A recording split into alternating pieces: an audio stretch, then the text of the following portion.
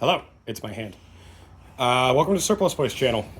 The helmet's finally getting painted. This is our third attempt, so the intro is not going to be as good. But you can see we already have the helmet partially corked. It's because of the attempts that's going on here. It's great. I love it. So what we are using for this is, there's a couple ways you can do the cork. The way that I see most people doing it is putting a paint down and then putting the cork in it. So I'm not using the expensive paint, the Rapco stuff, because it's expensive. So we got this satin or moss green, which should cover up nicely with that. And then for applicating, we are using, ironically, a Woodland Scenics thing. But, or you can use a spice jar or a stifter or something like that.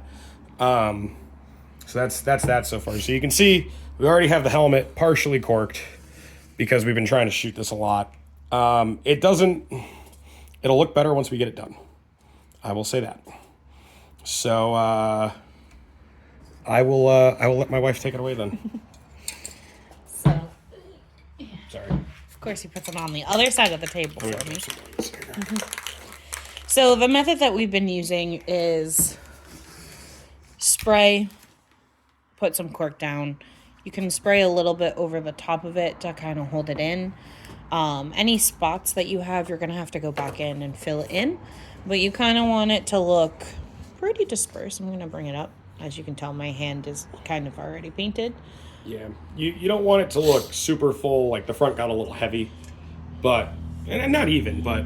But once when you spray it down again, you'll see that it's not as heavy.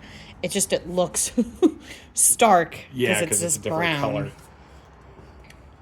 So I'm going to do this little section right here. So you want to still work while it's still wet.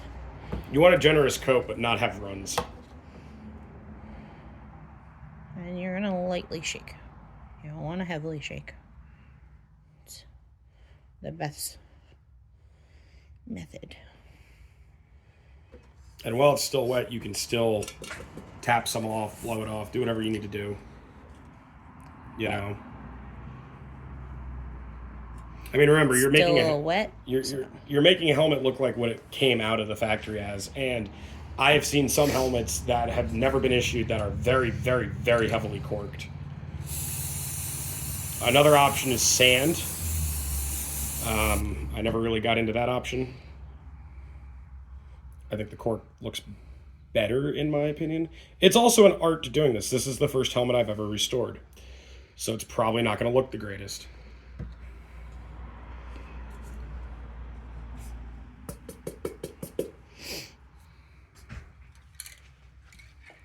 All right. I did a little bit more off camera. So you can tell it's heavy in some spots. If it's too heavy in some spots after it dries, you can take some sandpaper just lightly. Because all you're doing is using this paint to stick the cork to it. So theoretically, removing some of this cork, if need be, will be easier. Theoretically. And that's why we're using a paint. Because you can also use. I've seen people use a mixture of like tacky glue. I've also seen people use spray adhesive. I don't like the spray adhesive idea because then you kind of get stuck with the amount of cork you put on there. I'm not saying paint's not going to be the same, but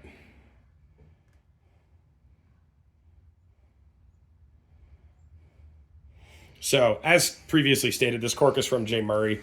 In my opinion, it's probably the best cork that you can buy. The other thing you can do is literally use a cheese grater and grate your own cork. I won't ever do that, but you can do that.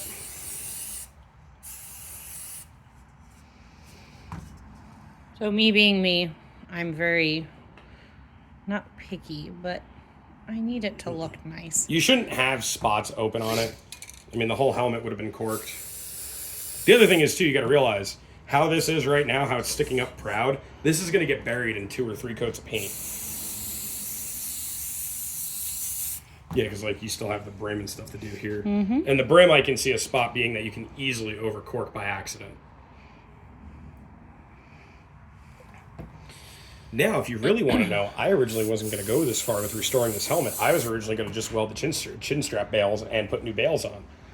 or put new chin straps on. And then I got peer pressured into it by Nick.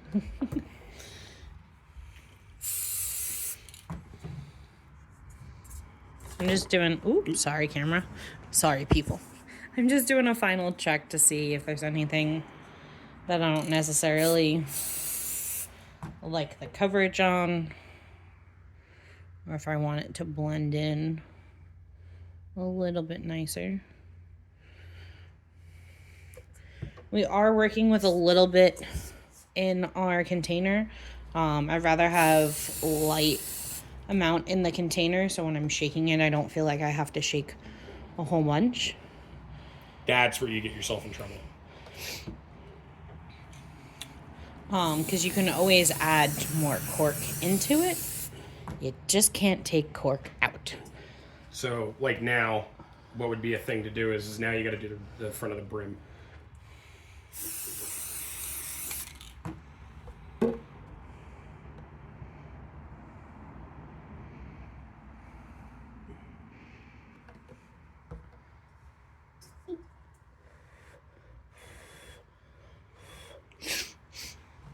Just taking it off camera so I can blow a little of it off. And now what I'll do is once we're satisfied with how the cork's going to be, which I'm actually pretty satisfied with that. I would just go over and hit it with a coat of this paint.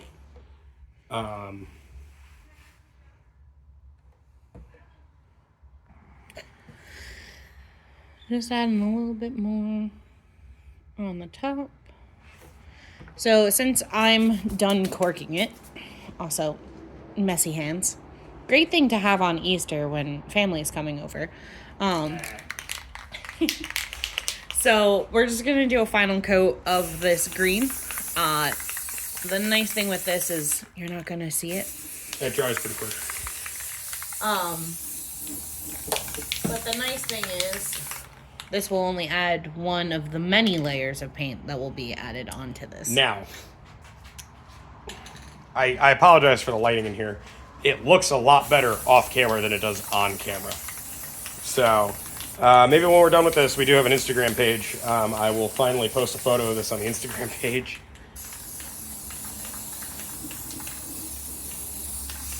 All right, that should be enough. Okay. Alrighty. So we're back after a bit of drying. It's still a little tacky in some places. As you can tell, it's a little heavy in some places. I've just been rubbing my hand on it, just knocking down some of that cork. Polishing the Cadillac, if you know what I mean. My YouTube channel. The other thing that you can take if you don't want to get your hand dirty, just take an acid brush, which Just if an you're in acid World brush. War II reenacting in your U.S., you should have a couple of them anyway, because that's how you grease your grand. We do have some steel wool. Sandpaper might be preferable, but don't have any. it's taken some off, but it's also leaving. Okay. So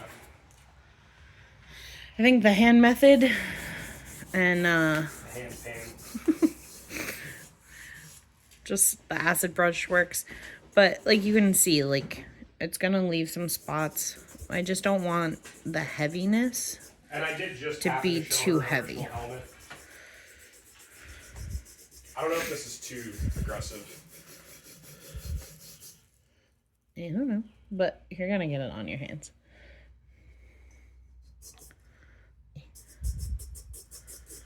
This is actual sandpaper. It's meant for a sanding disc. Yep. Hey, use what you got, man. I'm gonna hug the camera right now so I don't hit you guys again. In the near mint example of a helmet that I did show her, there is some cork. It's not covered all the way, shall we say. There is some bare spots.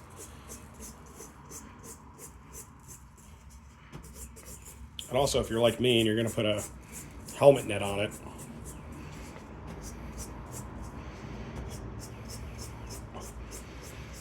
But I'm picking and choosing where I want to pull and don't want to pull. yeah. So like I kind of like all these lighter spots right here, but like these dark spots here, not so much.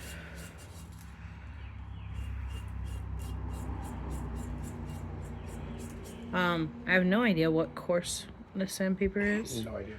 Looks like 90, I think. It's just a very meshy. But I think 80. okay, I wasn't quite far off. I was Yeah, like, it's 80 grit sandpaper. Actually, it's a mesh sandpaper. yeah. If you watch Peter Brown, you get this reference. It's almost like micro mesh, which is its own proprietary grit system. Yeah, I almost just went into the full bit there. It's not just gun channels that we watch here.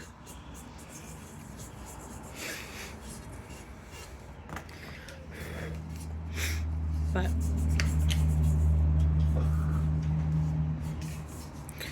I'm just trying to knock off some of that stuff.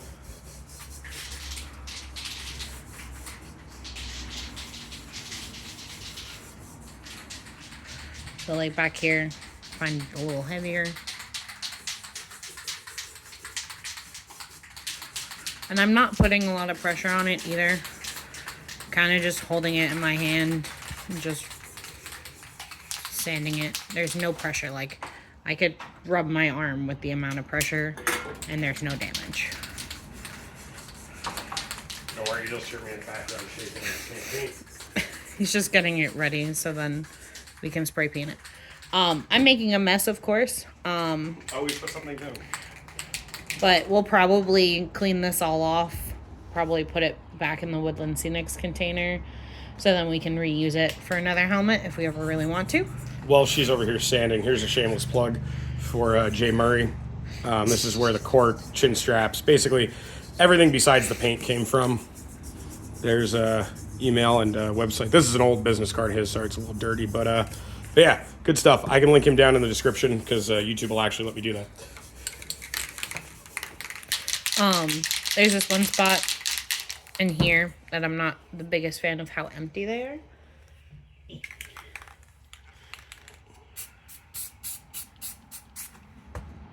Literally, I'm just picking off what's on the table.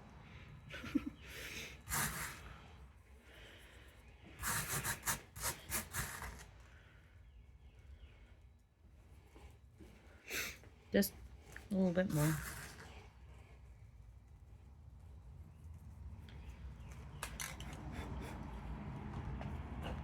It's actually where I can use that acid brush too. But it was just a little too bare. Even on the original one that Patrick was showing me, it still had That looks better. some pretty bare spots. So while we're talking, we're going to let that dry. It shouldn't take too long to dry. And we'll start hitting it with the actual coats of color.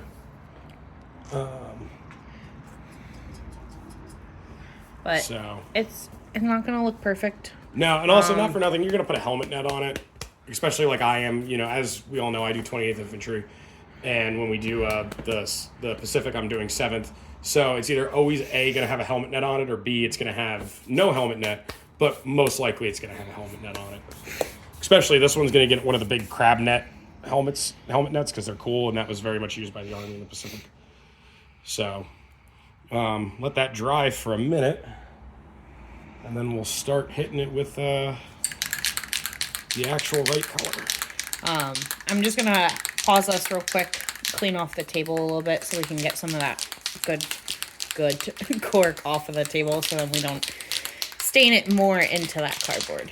Alright, as Patrick violently shakes that paint can again. So we cleaned up the table. It's not 100%. It's not going to be perfect. But we're going in with our final paint color, as you can see. Kinda over there. Top corner, right over here. So yeah, just, light coats. It sprays kind of heavy because it's meant to paint vehicles. it also stinks so bad. You should definitely have well ventilated area. We are in the garage. You should probably also wear You should definitely be wearing a respirator. yeah. Or even a face mask. Some kind of respiratory protection. paint comes up pretty violently. Now, you're only going to get to see us do one coat on this because I just don't have time. It is Easter Sunday, unfortunately. So I got far more important things to do today, like watch the Devils possibly lose against the Carolina Hurricane in the first round of the playoffs. We're not going to lose. We're away. We are a better away team than we are a home team. I'm more worried about game 3 more than anything else. That's the deciding. So, I think that looks good. Like I said, it's going to be a couple more coats that get put on this thing throughout the day. Just going to zoom on in. So you can see how heavy the corking is in some places. That will slowly come down as you add more layers of paint. And also some of it will flake off. Yeah. So. Even the original one that Patrick was showing me, there was exposed cork too. So you can probably go back and forth between spray painting and sanding till you get the level of perfection that you want it to be. Right now, we're looking at it kind of sideways-ish. The front brim is technically right over here. Yeah. So you're at the back corner panel right now. So I guess for today, that's going to be it. This video is either going to go out today, which is Easter Sunday, or it's going to go out the same day that the chin strap part of the video goes out, which is going to be hopefully midweek this week, because there's actually an event that I want to wear this helmet for this coming weekend, and everything here is pretty doable.